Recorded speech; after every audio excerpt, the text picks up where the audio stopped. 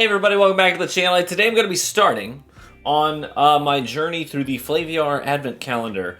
So they sent me one of these last year, which was really cool to go through. And I actually really enjoyed the process, even if, not all of the whiskeys were bangers. In fact, some of them I didn't like at all. But one of the things I do appreciate about it is that it's a ton of different styles of whiskey, so you get to sort of experience this wide, vast array of flavor profiles, which I think helps to refine your palate. And this year, the Flaviar Advent Calendar is a little bit different than last year. Last year, everything was blind.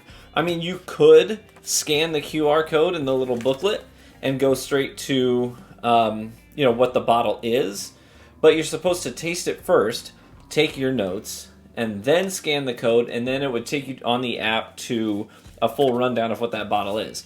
This time it's not blind. You can do it blind if you want. You just taste it and then open up the booklet.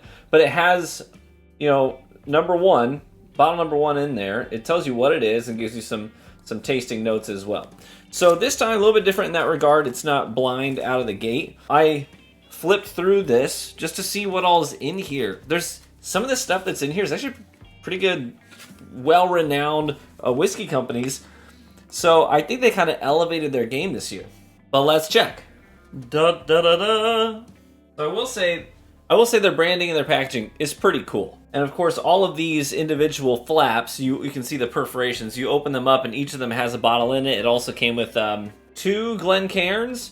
Last year, some coasters too. Yeah, but if you got one of these, and right here in the middle pouch is where the Glencairns are, as well as your notebook. So let's start up here with number 1, and let's give it a shot. I'll probably do 2 today. But hopefully we can, the goal here really is, hopefully there's a couple of these that really stand out. That I'm like, you know what, I gotta have a bottle of that now. I still have a couple of bottles on my shelf that I only purchased because last year's Flaviar Advent Calendar put them on my radar.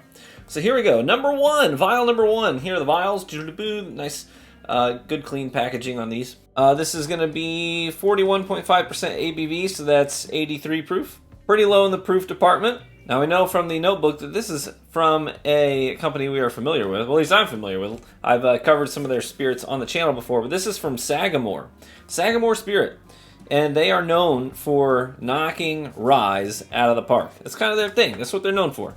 So when you scan the QR code, if you end up really liking the product, you can actually just buy it straight from Flaviar's website. So you can buy the bottle itself. If any of these really stand out to you, you can just purchase it. So this $42 bottle of Sagamore Spirit Straight Rye Whiskey. It is non-age stated, which means it is at least 4 years old. Since it is a straight rye, not age stated, that means it's 4 years minimum. Let's give it a shot. So I've had a lot of Sagamore Spirit products. I really like their rum finished rye, the Caribbean rum cask finished rye. Really good stuff.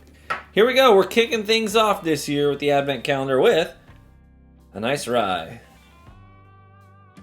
Yeah, I get pear on the nose, a little bit of apricot, and a little peppercorn. It reminds me on the nose a lot of the Piggyback 6 year from Whistle Pig. Let's try it.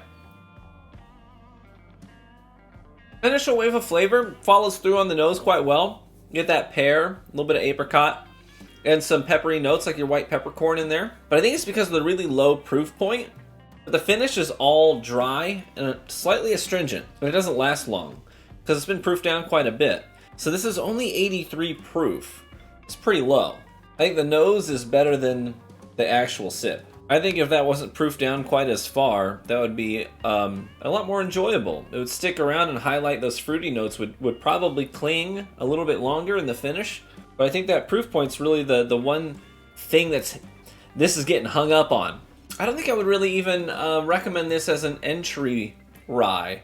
We did a live virtual tasting with some of my Patreon supporters recently where I shipped out bottles to people, and we went through these samples together virtually on Discord, and we just had a whole lot of fun doing it. I expected it to be like an hour long. We took 2 hours because we were just vibing. But one of the questions that got asked was, what's a good rye to start with if I'm trying to get into ryes and appreciate ryes more? Even though this is lower on the proof point, you might think, hey, maybe that makes it more approachable. I actually don't think so. I wouldn't recommend this as an entry point rye because that dry astringency that you get on the finish is not really all that desirable to me. If I was to recommend a starting rye, if you wanted to transition into ryes, I'd recommend something like Pikesville from Heaven Hill. Because Pikesville has a high corn, mash bill. Yeah, so Pikesville's mash bill is 51% rye, which is the minimum, followed by 39% corn, 10% malted barley. So I think that's a really good transition rye because it sort of bridges the gap between those sweet caramely bourbons and those peppery yellow fruit ryes. This, I don't think, bridges that gap very well. I have rated Sagamore Spirit products very highly in the past. I think this one, though, I would give a 5.2 out of 10. Oh, let's move on to number 2. So off the top of my head, I don't remember what this one is. But I can tell you right off the bat, very light in color. And that makes sense because it says, product of Ireland. Ireland. What do you think of that? Ireland.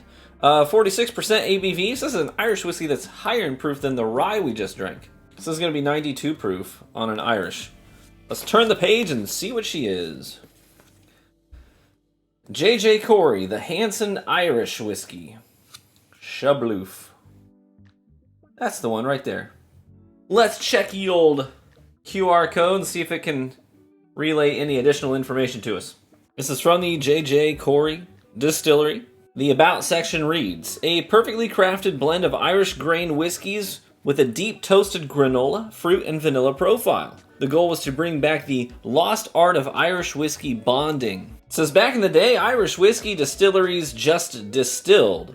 Local shops, farmers, and entrepreneurs would show up with containers. They'd fill them up, take them back to their local towns, and then age it on site in a variety of casks. Some new, some used, sometimes whatever they had on hand, and then sell by the glass or by the bottle. This was called whiskey bonding, and it's what Chapelgate Whiskey is doing to great acclaim. J.J. Corey the Hanson, batch number 2 Irish whiskey, this, is a blend of Irish grain whiskeys. But there's not a lot of it. In fact, this bottling is pulled from just 3 casks from a pair of undisclosed Irish distilleries.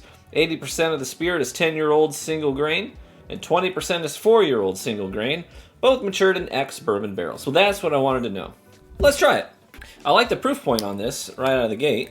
So if memory serves me correctly, grain whiskey from Ireland is specifically column stilled, so it's not pot stilled like your traditional Irish whiskeys. You get like a raisin bran cereal on the nose, maybe grape nuts. I get like a dry peach as well. Not a sweet peach or a tart peach, a dry peach on the nose. Heavy on the ethanol too. Let's try it. It's like those shortbread and sweet cereal notes you typically get off of a good Irish whiskey, but they've been muted down.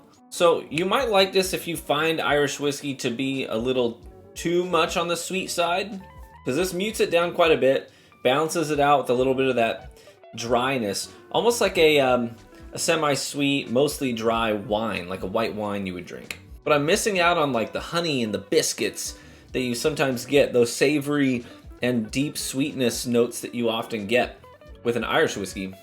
So it's kind of bizarre to me, because my head's like, this is Irish, but my palate is like, you sure? It's missing a lot of those traditional Irish flavors.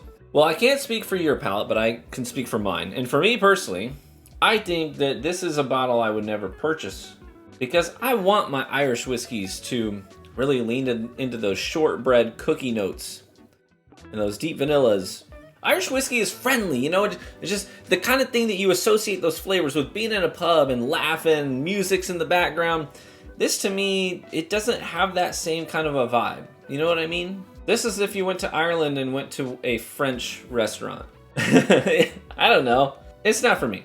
Between these two, I would take the Sagamore Rye over the Irish. Neither of these first two blew me away.